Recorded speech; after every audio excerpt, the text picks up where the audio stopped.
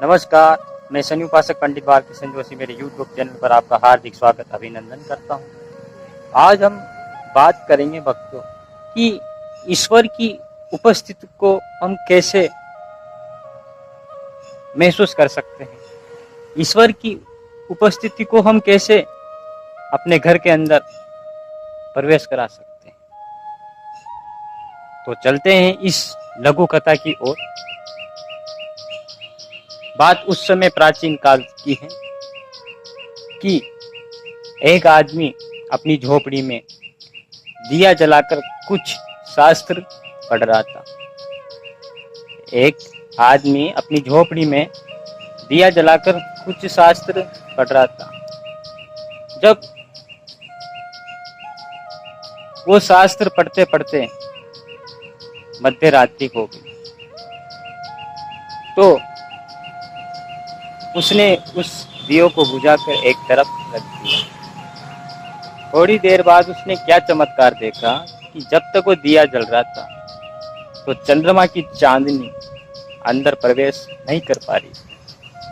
जब तक दिया जल रहा था चंद्रमा की चांदनी प्रवेश नहीं कर पा रही थी। अंधेरा होने के बाद चंद्रमा की चांदनी ने प्रवेश किया और पूरा घर उसका रोशनी से जगमगा।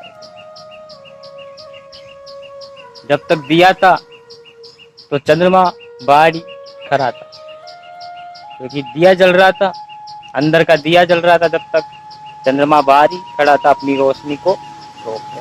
ठीक उसी तरह अपने मन में भी अहंकारी रूपी कई दिए जलते रहते, छोटे बड़े। तो जहां तक ये अहंकार रूपी दिए बुझेंगे नहीं तब तक न चंद्रमा की रोशनी अपने घर में प्रवेश करेगी और ना ही ईश्वर की शक्ति को हम पहचान पाएंगे और ना ही ईश्वरीय शक्ति का होना हम महसूस कर पाएंगे। इसलिए जो अहंकार रूपी छोटे मोटे जो दिए जलते रहते हर परक्षण, इनको बुझना जरूरी है। नहीं तो ईश्वर भी बाहर रहेगा, सूर्य भी बाहर रहेंगे और चंद्रमा भी बाहर रहेंगे।